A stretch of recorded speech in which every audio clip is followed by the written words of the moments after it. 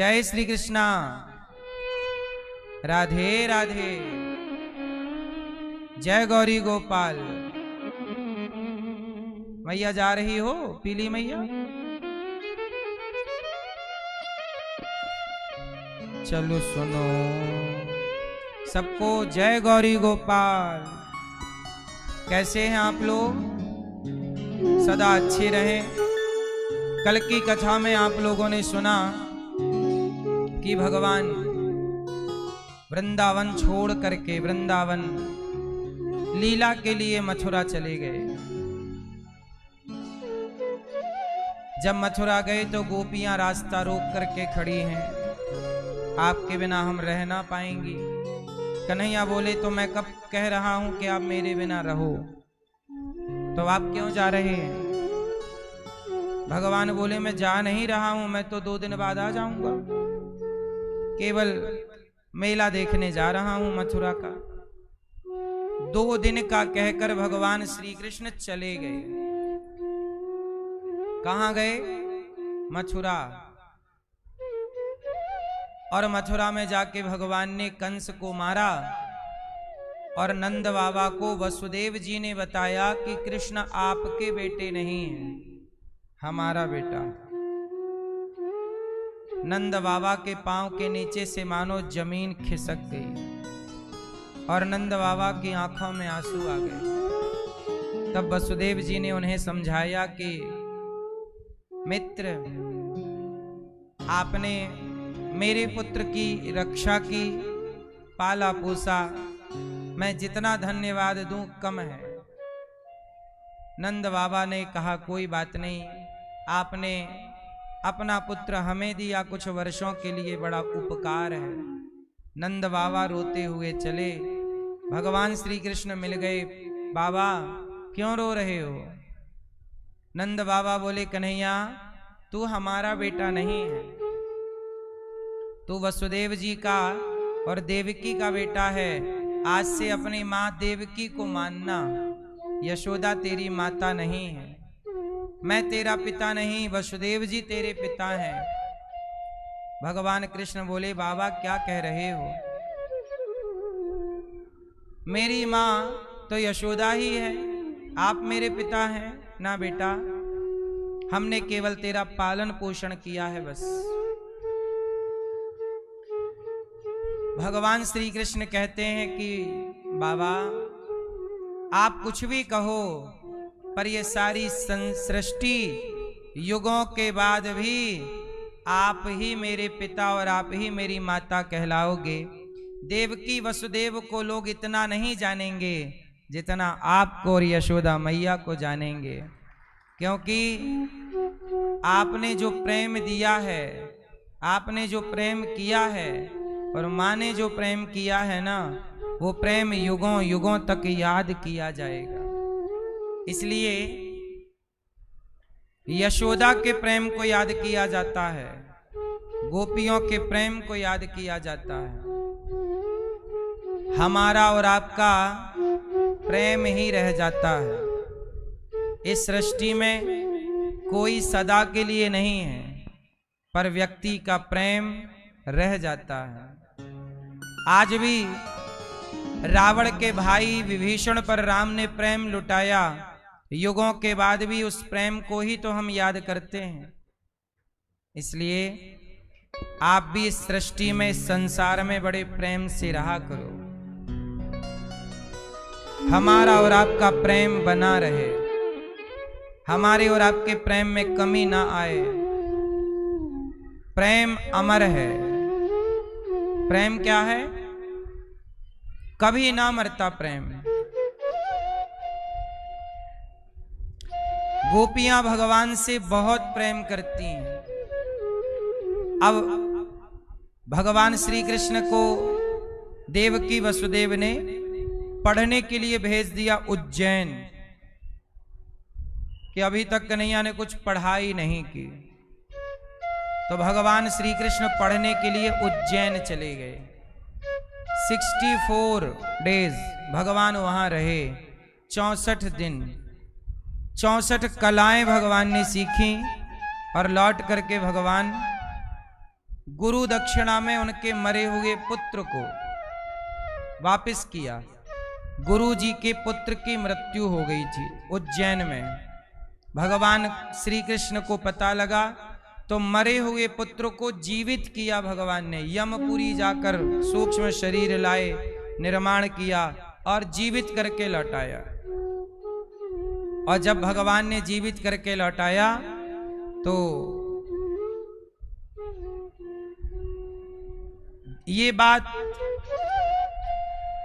देवकी मां को पता लग गई कि मेरे कृष्ण ने गुरु जी का मरा हुआ बेटा जिंदा करके लौटाया है।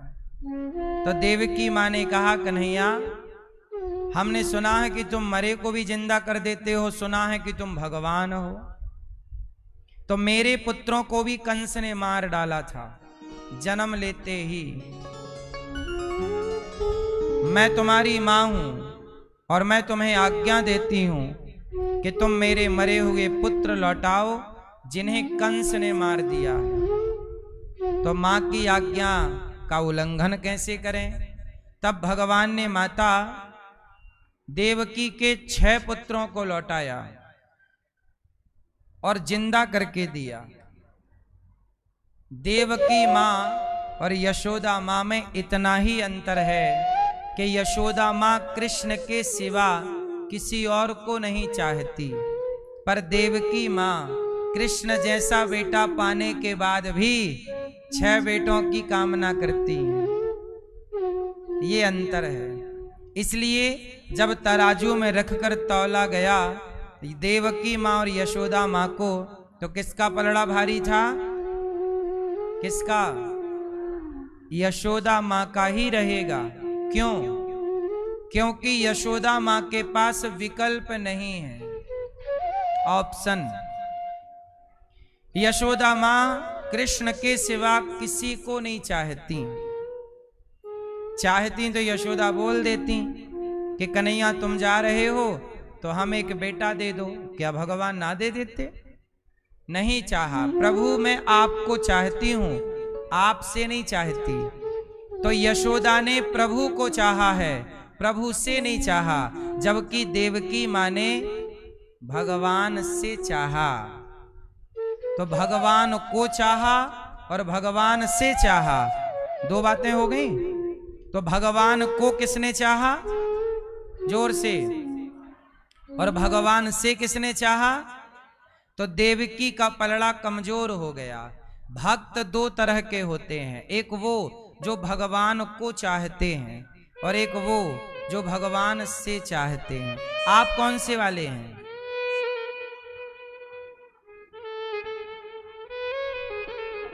भगवान को चाहते हो कि भगवान से चाहते हो? किसको? भगवान। आज बहुत सारे लोग भगवान से चाहते हैं, हे भगवान ये दे दो, ये दे दो, ये दे दो। मैया संसार की कोई भी वस्तु अनमोल नहीं है। अच्छा बताओ, इस सृष्टि में सबसे अनमोल क्या है? कौन है? जोर से। इस संसार में सबसे अनमोल है भगवान और सबसे अनमोल है आपका जीवन।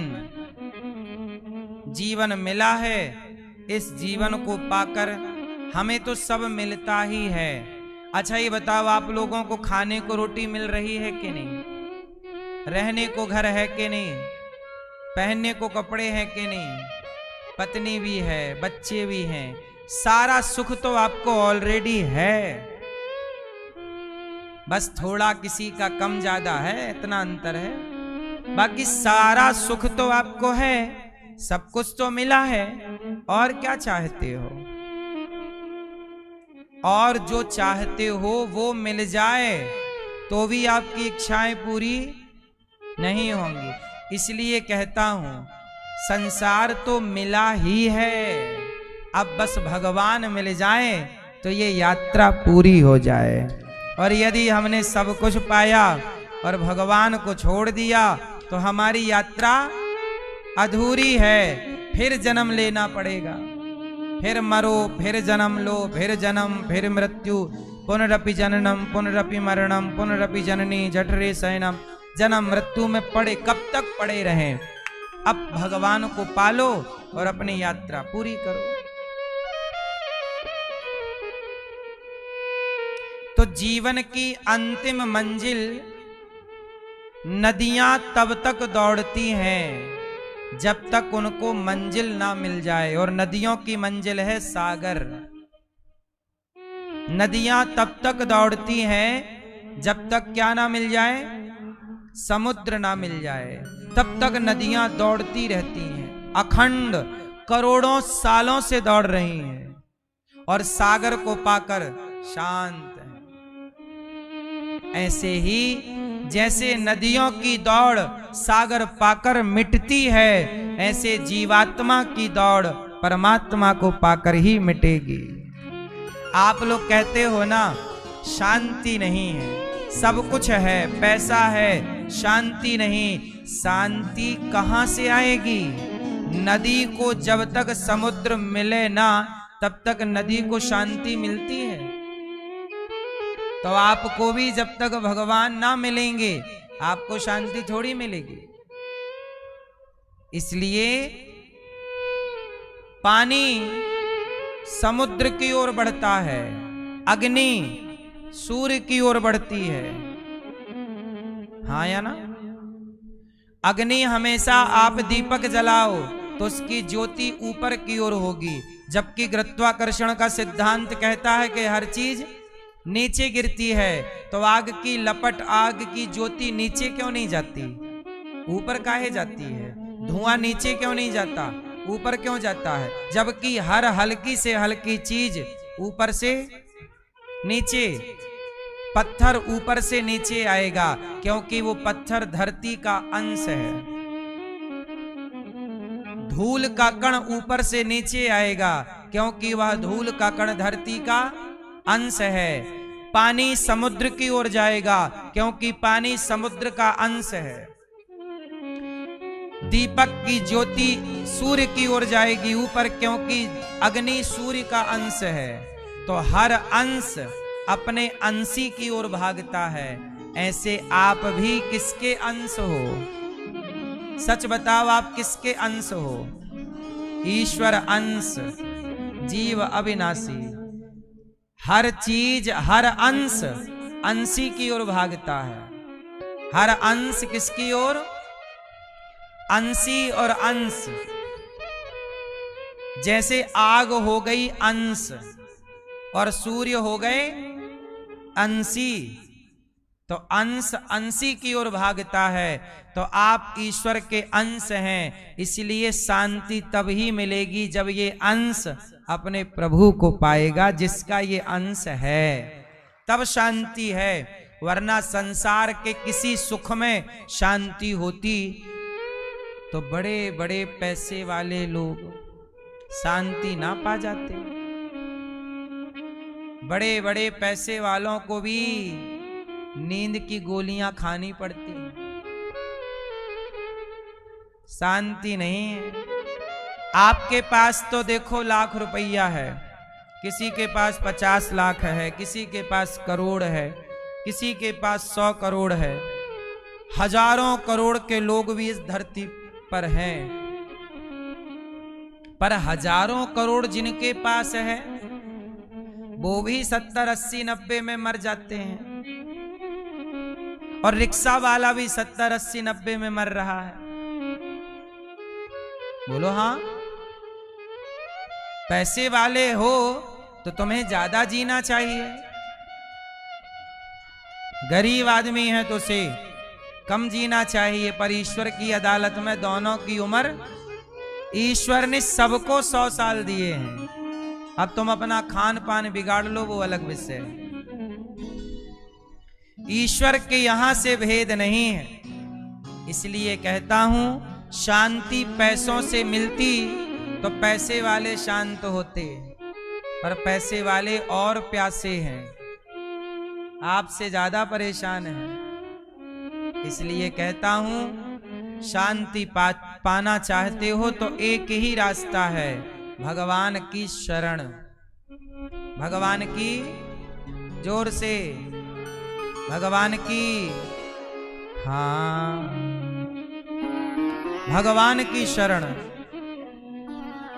और कहीं शांति किसी के लिए नहीं है।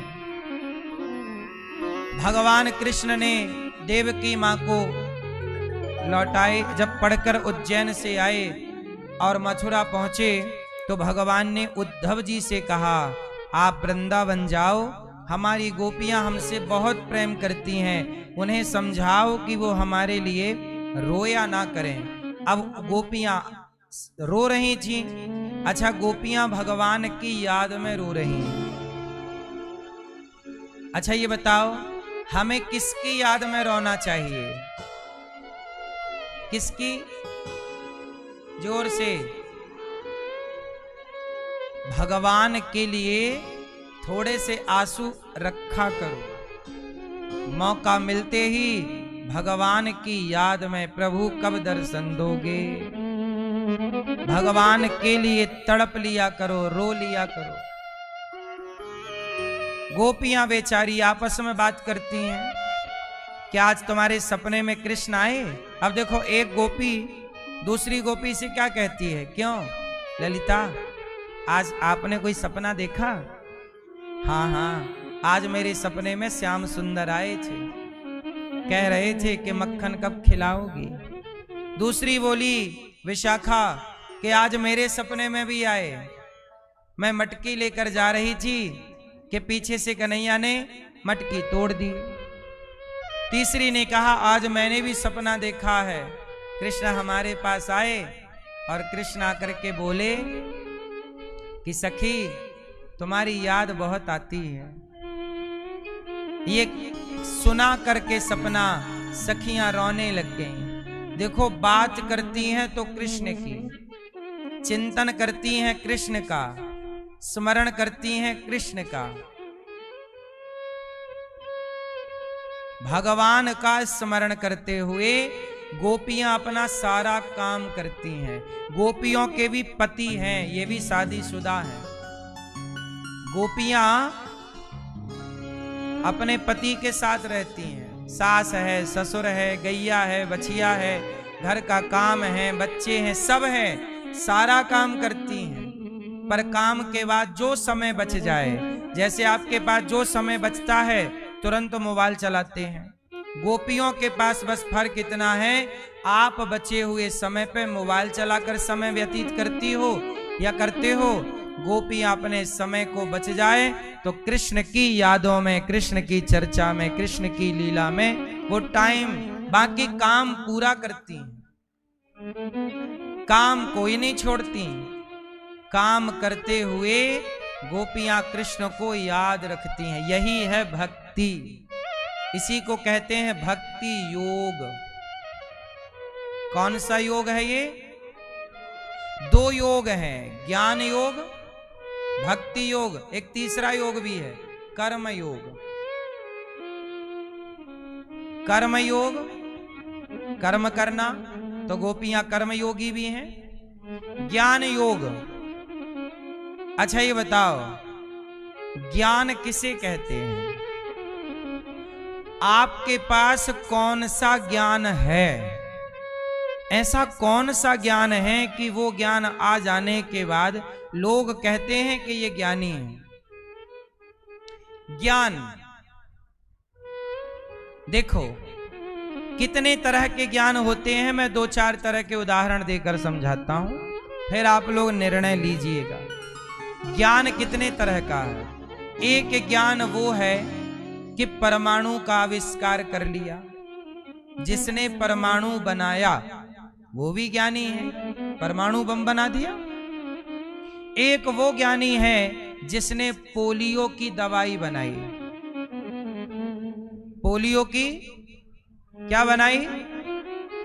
पोलियो की दवाई।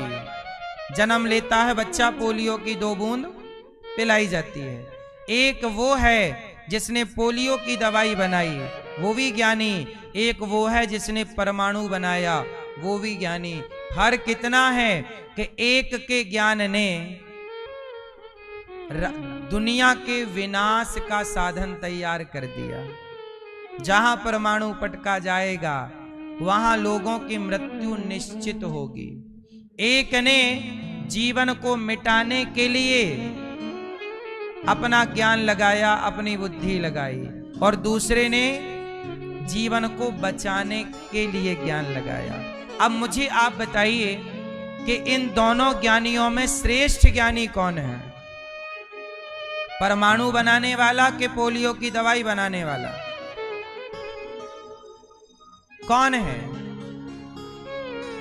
ज्ञानी दोनों हैं, पर जब ईश्वर की अदालत में दोनों ज्ञानी जाएंगे तो एक ज्ञानी नरक जाएगा कि तुमने परमाणु बना के लाखों निर्दोषों को मरवाया है। जहां भी पटका जाएगा, जब भी पटका जाएगा, जितने भी लोग मरेंगे तो हत्या उसी के माथे जाएगी। हत्यारा वही है।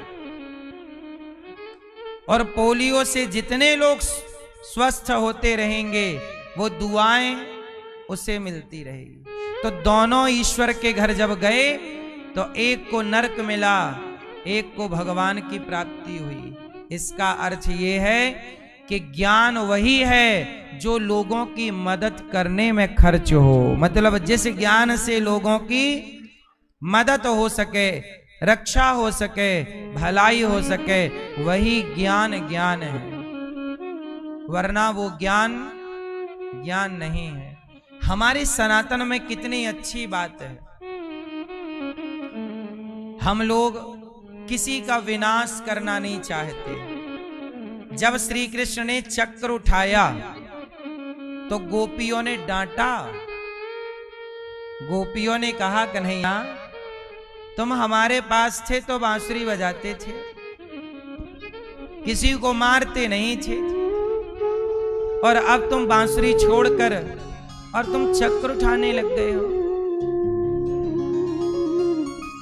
तब भगवान ने गोपियों से कहा कि सखी तुम नहीं समझती, ये दुनिया बांसुरी की भाषा समझती, तो मैं बांसुरी तो बजाता ही था, पर अब जो बांसुरी की भाषा नहीं समझेंगे, चक्र की भाषा समझेंगे, तो उनके लिए चक्र उठाना मेरा धर्म है।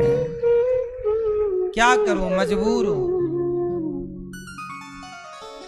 तो जरा आपको ये बात समझनी है कि आप भक्ति तो करें, पर भक्ति करने वाला जो भक्त है वो ऐसा ना हो जाए कि भगवान का नाम लेता रहे और उसके साथ उसके सामने कोई गलत काम होता रहे तो वो देखता रहे कि मैं तो भक्त हूं, मैं क्या करूं। अच्छा ये बताओ, अर्जुन से बड़ा कोई भक्त हो सकता? आप में से, हम में से यहां कोई अर्जुन से बड़ा भक्त है?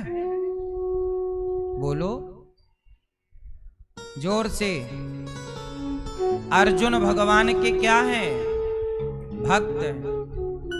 जब अर्जुन सोया करते थे तो अर्जुन के रोम रोम से श्री कृष्ण की ध्वनि निकलती थी। जब वो सोते तो आवाज क्या निकलती? श्री कृष्ण। अर्जुन भगवान के श्रेष्ठ भक्त हैं। लेकिन भगवान अपने भक्त को कैसे मोटिवेट करते हैं कि अर्जुन गांडीव उठाओ और जो तुम्हारा कर्म है मुझे स्मरण रखो। ध्यान से समझना ये बात, मुझे स्मरण रखो और अपना कर्म करो। तुम क्षत्रिय हो और तुम अभी रणभूमि में हो, तुम्हारा धर्म है युद्ध करना। गांडीव उठाओ और अपना युद्ध करो, ठीक है। आप डॉक्टर हैं तो आप उठाओ अपना, जिससे मरीजों का इलाज कर सकते हो, अपना साधन और मरीजों का इलाज करो। पर मुझे याद रखो कि मैं तुम्हें देख रहा हूं और जो जीव आ रहे हैं, मरीज आ रहे, उन्हें मेरा दर्शन करते हुए इलाज करो, मुझे याद रखो और अपना कर्म करो, जाओ। तो भगवान यही गीता में कर्म योग सिखाते हैं।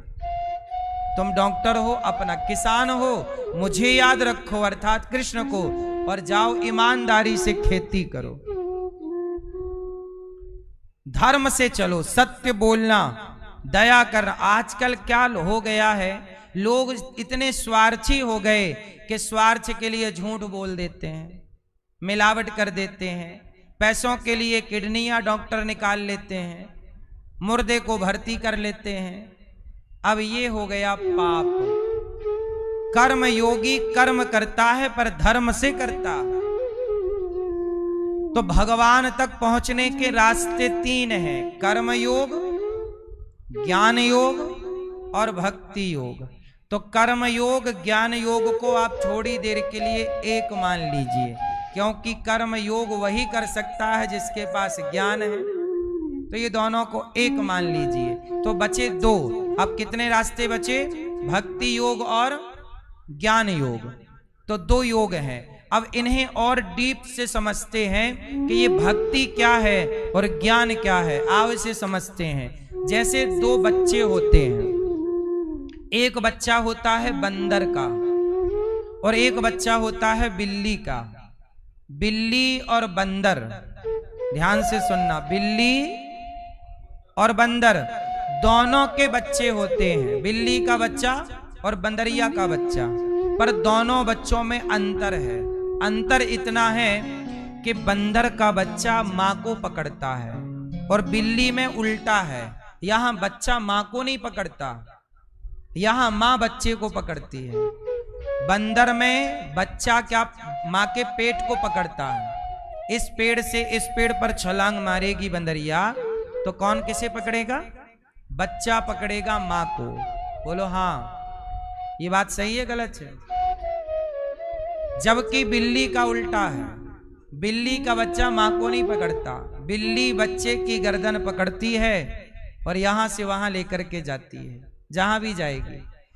अब यहां समझना कि ज्ञान योग और भक्ति योग, तो ज्ञानी और भक्त में अंतर कितना है?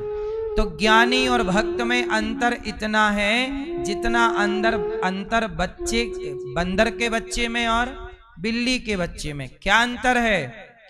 बिल्ली का और बंदर का बच्चा में अंतर यह है कि बंदरिया बच्चे को नहीं पकड़ती, बच्चा ऐसे। यहां ज्ञान योग ये है, ज्ञान योग क्या करता है कि भक्त भगवान को पकड़ता है।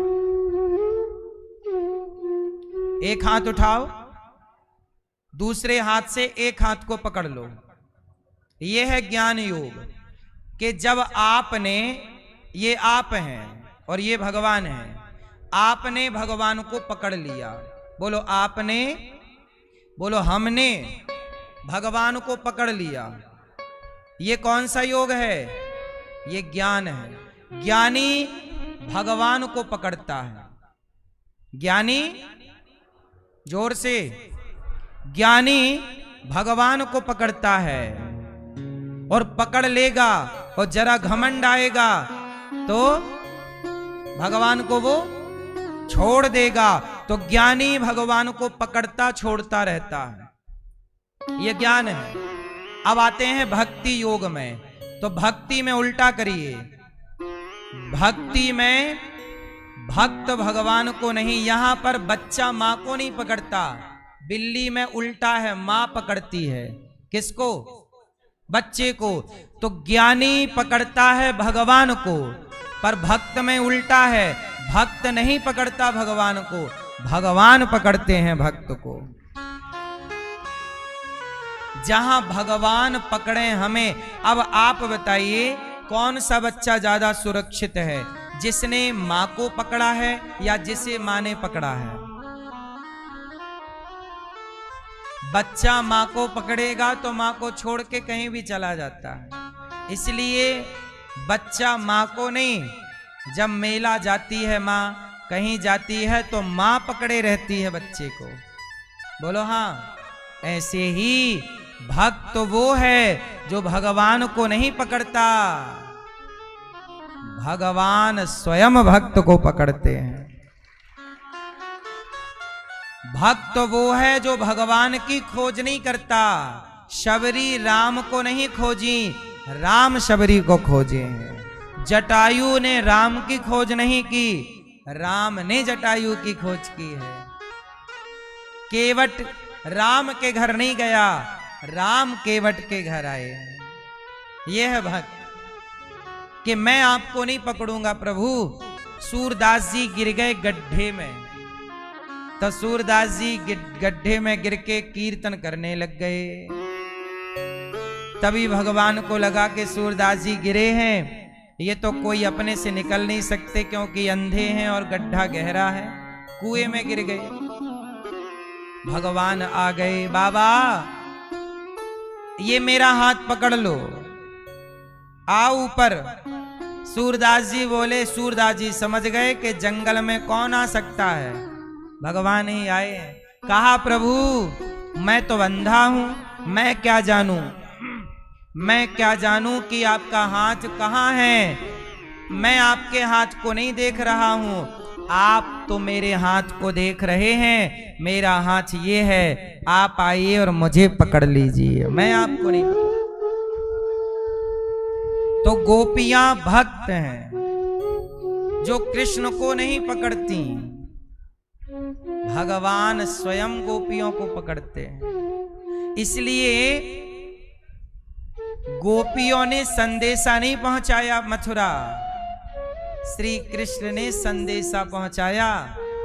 गोपियां तो तड़प रही हैं, हम रोएंगे, बच्चे का काम है रोना, आना तो मां का ही काम है। बच्चे का काम क्या है? तो गोपियां बच्ची हैं, रो रही हैं, कृष्ण कृष्ण कृष्ण। अब जब गोपियां रो रही हैं तो आएगा कौन? जब बच्चा रोएगा तो बच्चा रो ही तो सकता है, आएगा कौन? आएंगे, मां आएगी। ऐसे भक्त जब रोता है तो भक्त रो सकता है, इसलिए प्रेम से पुकार कर रोइए। आपका काम है भगवान की याद में रोना, उनका काम है आपके लिए आना। तेरी चौखट पे आना मेरा काम है, मेरी बिगड़ी बनाना तेरा काम है। मैया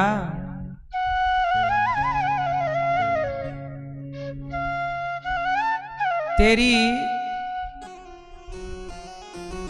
चौखट पे आना मेरा काम है, मेरी बिगड़ी बनाना तेरा काम है। जिसका दुनिया में अपना कोई भी ना हो, जिसका दुनिया में अपना कोई भी ना हो, उसको अपना बनाना तेरा काम है। जिसका दुनिया में कोई भी ना, इसलिए कहता हूं कि आपका यदि कोई है तो भगवान कहेंगे कि वो है तो। इसलिए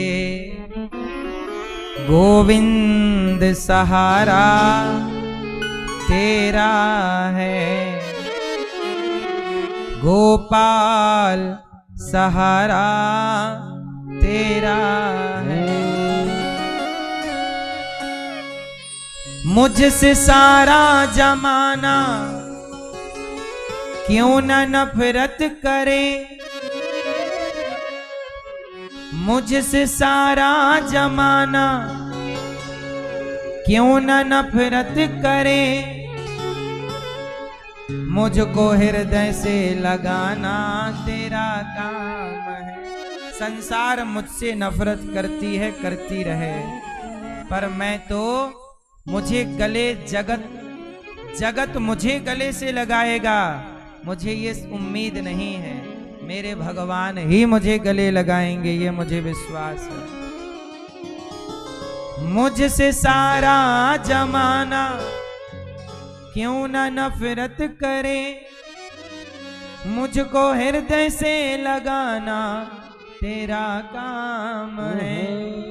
तेरी चौखट पे आना मेरा काम है, मेरी बिगड़ी बनाना तेरा काम है। मैं तो घर से चला था यही सोच कर,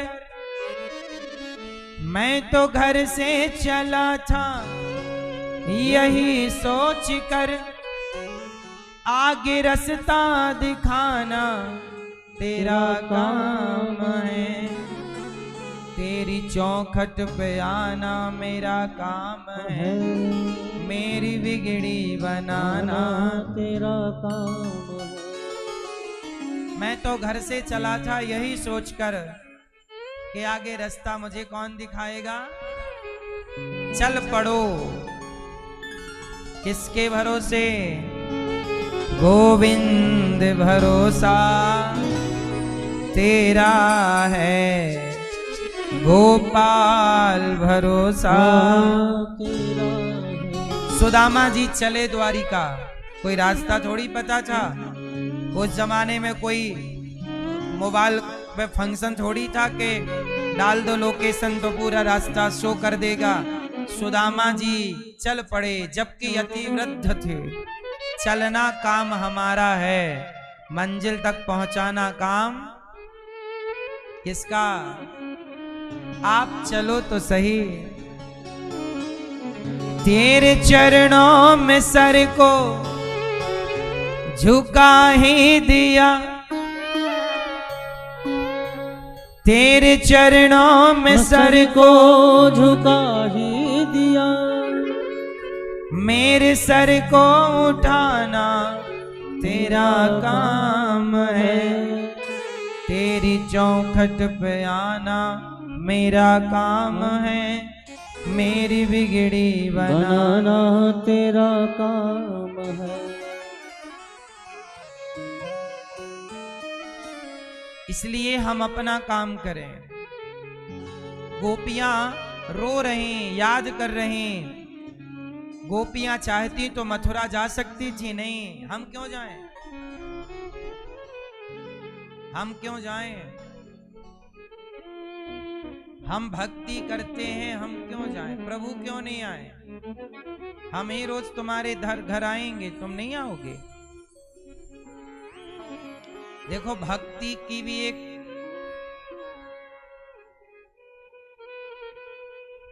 ठसक होती है। भक्ति की क्या है ठसक? क्या? कबीरदास जी से समझो इसे। कबीरदास जी का जब आखिरी समय आया तो कबीरदास जी सारी जिंदगी काशी में रहे और आखिरी समय काशी छोड़कर चले गए। लोगों ने कहा कबीर जी, लोग आखिरी समय काशी में आते हैं कि काशी में मरेंगे तो मुक्ति होगी, और आप काशी छोड़कर जा रहे हैं। कबीरदास जी बोले कि काशी के बल पर मुझे मुक्ति चाहिए ही नहीं। यदि मैं काशी में मरा और मेरी मुक्ति हुई तो इसमें आश्चर्य क्या है? यहां तो वैश्या मरे उसकी भी मुक्ति होती है, यहां तो पापी मरे उसकी भी मुक्ति होती है। फिर मैंने सारी जिंदगी जो प्रभु का भजन किया, स्मरण किया, उसका क्या? इसलिए मैं जहां जाऊंगा वहीं प्रभु को मुझे मुक्ति देनी होगी। काशी में तो वो मरे जिन्हें अपनी भक्ति पर भरोसा नहीं, काशी पे वो मरे जिन्हें अपनी भक्ति पे भरोसा नहीं है। हम काशी में क्यों मरे? हमें ये भरोसा है कि हमने जीवन में प्रभु का स्मरण किया है, पर हम जहां मरेंगे प्रभु को वहीं आकर मुक्ति देनी होगी। ये देखिए हम क्यों मरे काशी में? ये भक्त है। तो भक्त तो जहां भक्त है वहीं भगवान है। इसलिए किसी भी जंगल में संत लोग, जैसे आप लोग कहते हो ना धाम का वास अच्छा है, पर भक्त जहां खड़ा हो जाता है वही धाम हो जाता है। जहां राम तहां अवध निवासु। जहां आप हो और आपके अंदर प्रेम है, भक्ति है, वहीं प्रभु आएंगे, वहीं आएंगे। श्री कृष्ण कहकर चले गए 2 दिन में आऊंगा, नहीं आए, पर 100 साल बाद आए। क्यों आए? आना पड़ा। 100 साल बाद प्रभु लौटे, गोपियों से मिलने के लिए आए। कब तक ना आओगे? कब तक ना आओगे? तुमने हमें भुला दिया, पर हम आपको भूलेंगे नहीं। उद्धव जी से भगवान ने कहा घनश्याम ने उद्धव से वृंदावन जरा जाना, वहां की गोपियों को ज्ञान का कुछ तत्व समझाना। चले उद्धव जी आए, गोपियों से कहा क्यों रोती हो? गोपियां बोली हम प्रभु से प्रेम करती हैं, उनकी याद में रोती हैं। गोपियां रो रही हैं, मैया सो रही हैं। नहीं,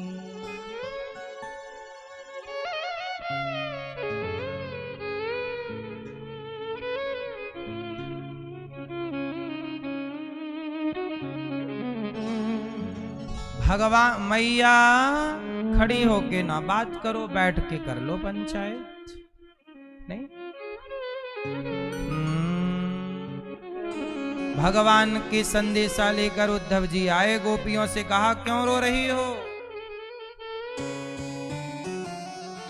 कहा कि हम कृष्ण से प्रेम करती हैं।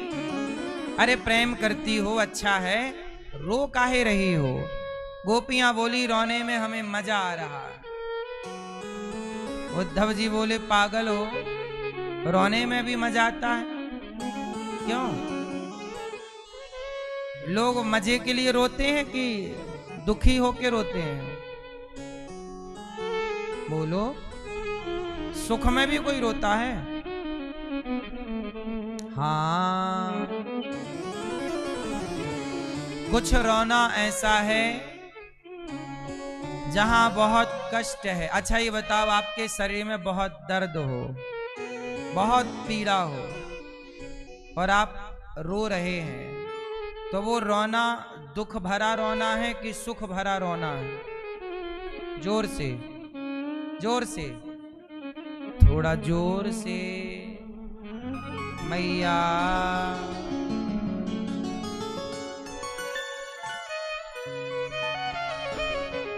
दर्द हो शरीर में तो दुख भरा रोना है, पर एक दर्द ऐसा है शरीर का कि जिस शरीर के दर्द में रोना आता है, लेकिन वो रोना दुख भरा नहीं होता, सुख भरा होता। बताओ वो कौन सा रोना है?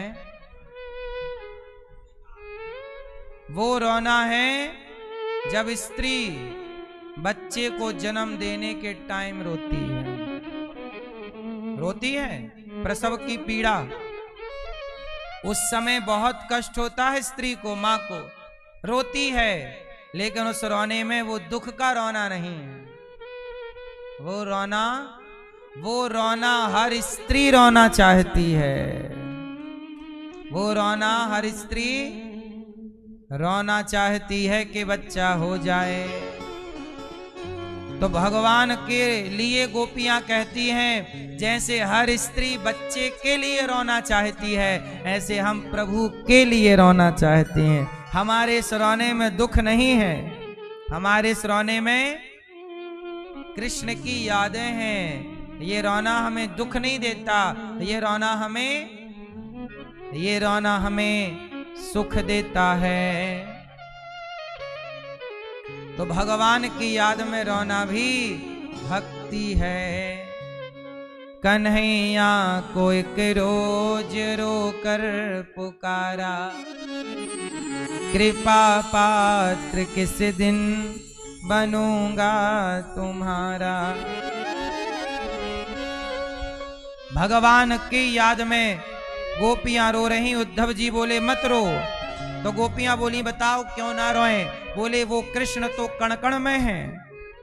तो गोपियां बोली कि दिखाओ, कण कण में है तो दिखाओ। अब उद्धव जी कह तो सकते हैं कि कण कण में है, समझा सकते हैं, पर दिखा नहीं सकते ना, प्रकट नहीं कर सकते, है ना। पर गोपियां बोली कि आप कहते हो, ज्ञानी कहता है कि कण कण में प्रभु हैं। भक्त कण कण में प्रभु का दर्शन कर लेता है। कहना और कहे हुए को फील करना, महसूस करना या देखना, दोनों बातें अलग अलग हैं। चलो बताओ, अब आप बताओ भगवान कहाँ रहते हैं? उत्तर दो। कहाँ भगवान कहाँ रहते हैं? जोर से। कण कण में। भगवान कहाँ रहते हैं? मैया, ओ मैया, झोला वाली मैया, बैठ लो मेरी माँ। पीछे से उठ के आगे आ गई। पीछे आवाज नहीं आ रही है?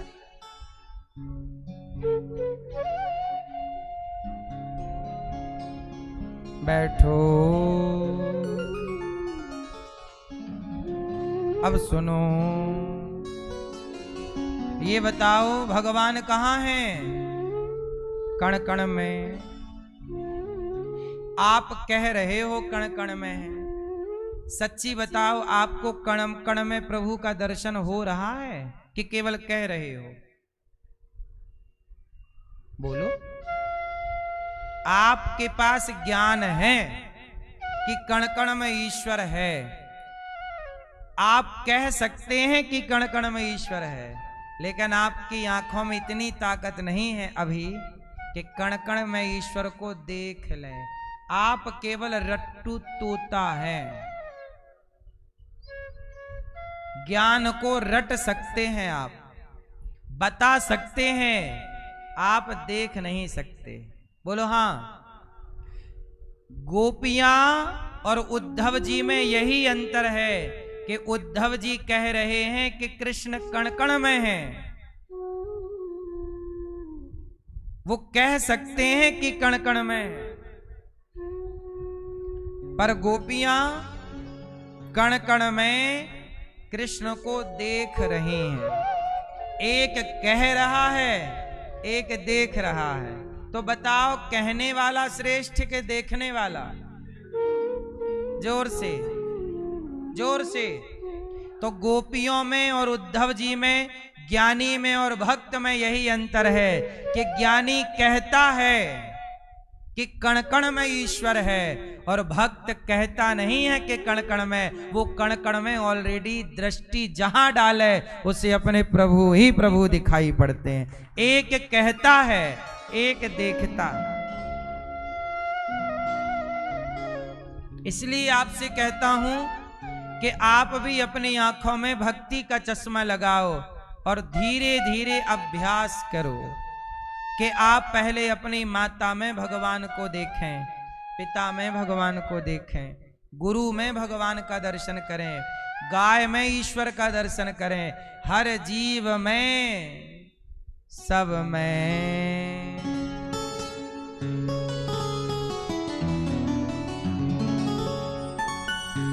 सब में प्रभु रहते हैं। मैया मैं क्या कहूँ, सब में प्रभु बसते हैं। मैया मैं क्या कहूं। सब में कौन? अब देखो ना, एकनाथ जी महाराष्ट्र के एक संत हुए हैं, एकनाथ जी। उन्होंने क्या किया, गंगोत्री से जल भरे और सालों तक यात्रा की, कावड़ यात्रा, और रामेश्वरम पहुंचे। और रामेश्वरम मंदिर ठीक सामने, जल चढ़ाने के लिए लोग दौड़ रहे हैं, शिव पर चढ़ाएंगे पुण्य मिलेगा। एकनाथ जी देखते हैं कि मंदिर के बाहर एक गधा पानी के लिए तड़प रहा था, प्यासा था। तो वो कावड़ का जल गधे के मुंह पर डाल दिया। लोगों ने कहा कि आगे शंकर जी हैं मंदिर में। एकनाथ जी बोले कि नहीं, शंकर जी केवल मंदिर में नहीं हैं, ये गधे के भीतर भी शंकर जी हैं। और जब गधे के रूप में शिव को जल पिलाया तो गधे से भगवान शिव प्रकट हो गए। वाह एकनाथ जी, तुमने हमें इस रूप में भी पहचान लिया। अच्छा ये बताओ, हर रूप में कौन है? बोलो मेरी मां। हर रूप में ईश्वर ही है, भगवान के सिवा कोई नहीं है। इसलिए धीरे धीरे सर्वम खलविदम ब्रह्म, गोपियों की तरह सब में भगवान का दर्शन करो।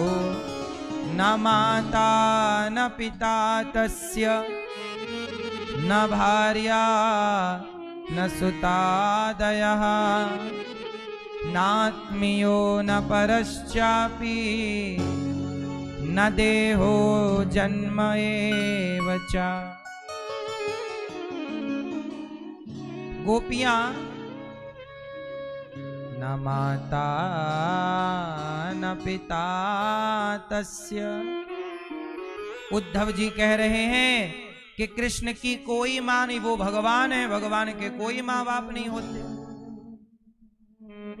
यशोदा जी बोली चल हमें ज्ञान मत दे भैया, हमने तो उस भगवान को उखल से बांधा है। तो भगवान भैया कैसे होते हैं? निर्गुण निराकार। बताओ भगवान का क्या रूप रंग है? भगवान निराकार है, कोई रूप नहीं, कोई रंग नहीं। पर निर्गुण निराकार जब कोई रूप रंग नहीं है तो हम जैसे तुच्छ भक्त ध्यान किसका करेंगे? तब वही निर्गुण निराकार जिसका कोई रूप रंग नहीं है, जिसे वेद ने नेति नेति कह करके पुकारा, वही परमात्मा भक्तों पर कृपा करने के लिए सगुण साकार होकर राम और कृष्ण होकर प्रकट हो जाते हैं। जिन्हें आप सगुण साकार रूप में बांसुरी बजाते, माखन चुराते, मटकी तोड़ते, गोवर्धन उठाते देखते हैं। पानी कैसा होता है आप बताओ? पानी का आकार होता है कि नहीं? पानी कैसा है? निराकार। पानी का कोई आकार। पर पानी को जब बर्फ बनाओ तो बर्फ का क्या होता है? एक आकार है। बोलो हाँ मैया जा रही हो, जाओ टाटा।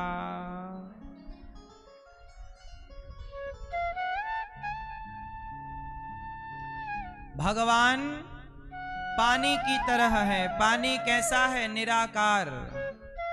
और पानी कैसा है? साकार। मतलब पानी का कोई आकार भी नहीं है और पानी का आकार है। पानी का कोई आकार नहीं, पर पानी जब बर्फ बना तो उसका एक आकार, बोलो, है कि नहीं?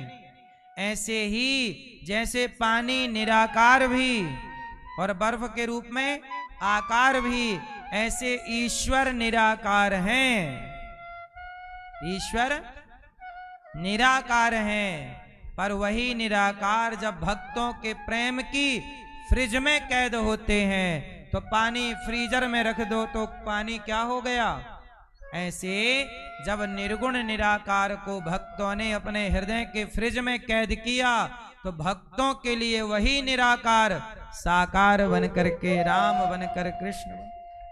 तो उद्धव जी निराकार के पुजारी हैं, पर गोपियों ने आज उद्धव जी के ये ज्ञान की आंख खोल दी। कहा कि वो निराकार तो है, पर वो कृष्ण वही है। अब उद्धव जी आए थे समझाने, 6 महीने तक लौटते रहे इस ब्रज की रज में।